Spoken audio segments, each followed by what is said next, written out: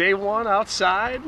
It's a pretty good start to the season for you guys. Yeah, it's good. Anytime you get outside before your first game is a major plus. And I know we're all anticipating snow here by the middle of next week, so the guys and our staff here worked really hard to get the snow cleared off. We wanted to have a good workout today, tomorrow, possibly Sunday before the stuff turns. So, we'll get hopefully 2 to 3 good workouts in outside. And then go back indoors where we normally start. But yeah, this is beautiful today. What's the process entail for you guys, especially with the turf and all that? How do you handle getting this field ready to be outside? What goes into that? Well, our staff was out here, plowing the field, and then the players we started really on Monday and Tuesday, knowing that the weather was going to be good on Friday and Saturday. So, all the players probably spent at least a couple to 3 hours out here shoveling.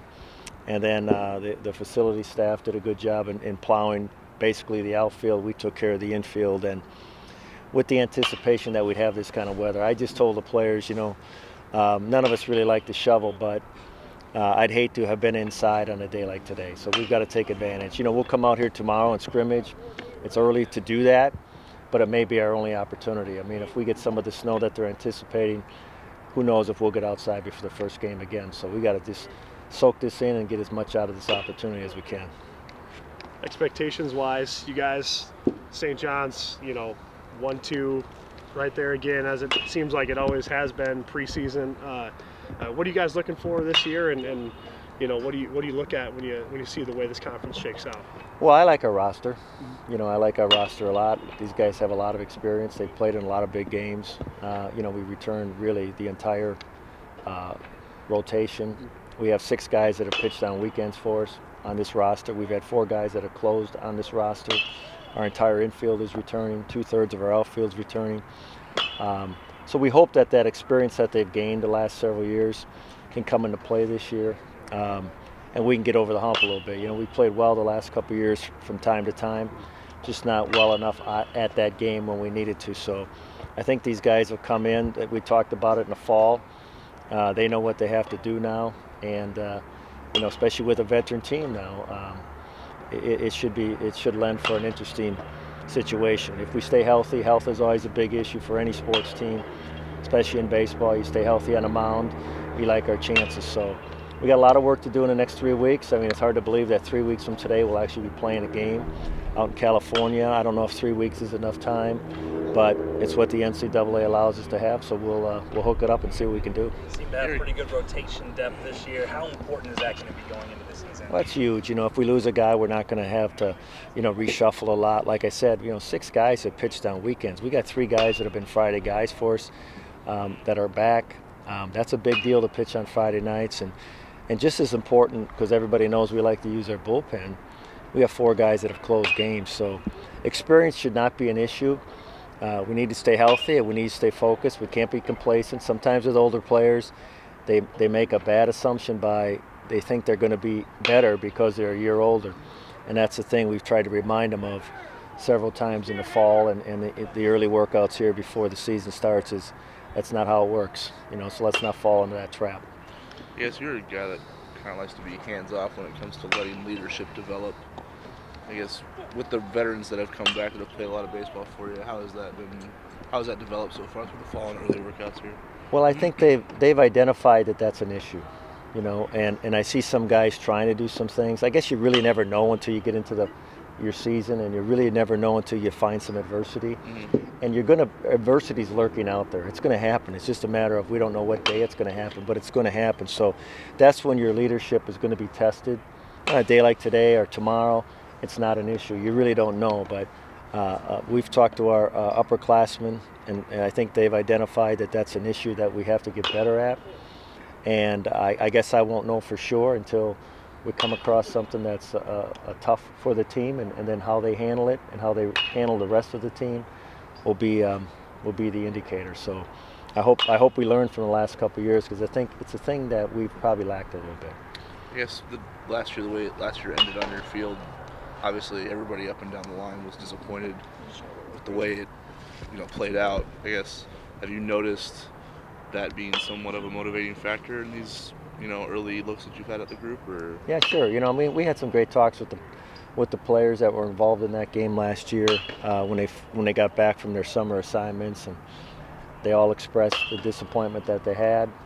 They knew it was right there for the taking, and especially at our place, on our field, we just didn't get it done. So they're all looking forward to another opportunity. Now it's a long ways between now and the conference tournament, Right.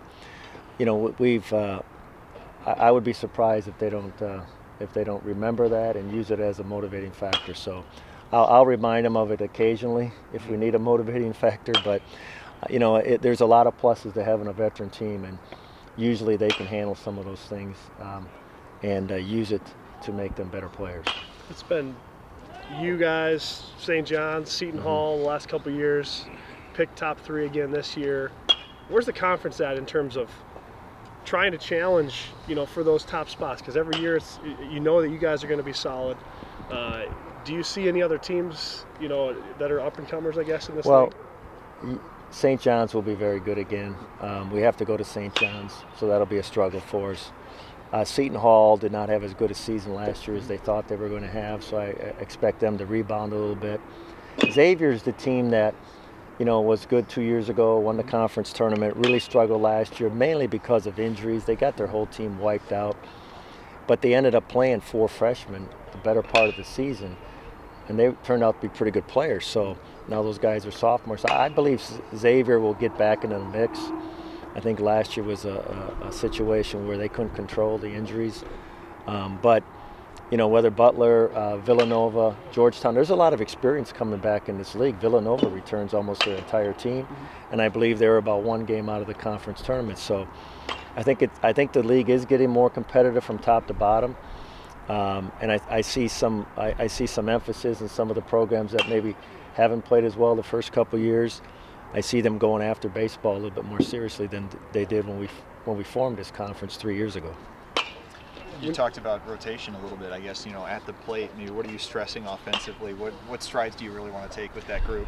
Well, we got to score some more runs, and I think sometimes if we're not careful, the players will look at TD Ameritrade and say, well, you know what, we have trouble scoring runs. It's not a hitter's ballpark, it's a pitcher's ballpark, and so on. And we've got to get over that. I mean, we've been playing in that ballpark for 5 years now, so it is a ballpark. It's not a home run hitting ballpark, but it's a ballpark that's conducive to the style we like to play, which is we don't rely on home runs. Even when we played on campus here 6 years ago, we're gonna hit and run, we're gonna steal, we're gonna bunt, we're gonna put a lot of pressure on the defense. So that should play at TD as well.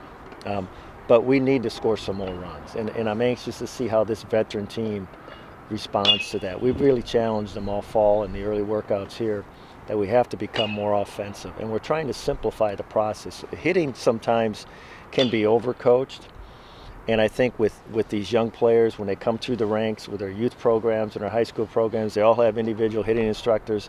I think sometimes there's too much between the ears, and we're just trying to simplify it. See the ball and trust your swing. Don't make it any more complicated than that. So, but it has been an emphasis for us. We only averaged about 5.1 runs last year. It's hard to win when you average. We should be averaging closer to 6 than 5. So I think this team's got a chance because it should be our most athletic team we've had since I've been here. Do you see anybody as, guys you can peg as breakout players offensively this year or defensively, things like that? Who do you see early coming in and making an impact that maybe people aren't familiar with? Well, based on what happened this summer, Nicky Lopez went out and had an excellent summer in the Coastal Plains League. He hit 7 home runs. None of us think of Nicky as being a home run guy, but 7 home runs with the wood bat. So I'm anticipating more offense out of Nicky, more offense out of Daniel Woodrow, our leadoff hitter. We should get more consistent offense out of Kevin Conley. He had a good summer. Reagan Fowler, who played last year. Most of you who follow the team realize Reagan wasn't healthy the whole second half of the year. He's healthy.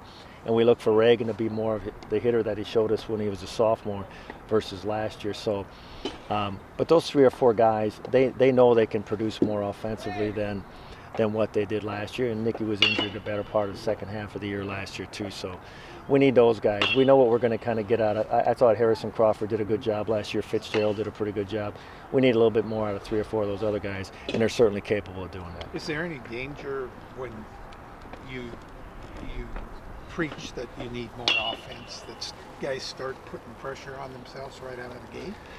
I think with the veteran team, there's probably not as much. I mean, if we had a bunch of freshmen and sophomores and I was telling them we need to do this, we need to do that, it's probably not a good thing. But Right. I like to be honest with these upper. When you're a senior, I try to just shoot them straight. This isn't anything they're not aware of. We just have to put more time into our practice. Our practices have to be more concentrated from an offensive standpoint. So I get your point, and sometimes if we had a bunch of freshmen and sophomores out there playing, I probably wouldn't go down that road. But I think with upperclassmen, I need to be honest with them. And we left about 3 or 4 or 5 games on the field last year that we got to find a way to score another run. We're not asking them to go from averaging 5 runs to 8 or 9 runs a game. There's a very small, fine line between what we have to do and what we did last year. So I think they appreciate just the honesty, and we've been honest with them since they got back in fall ball. This is what we need to do.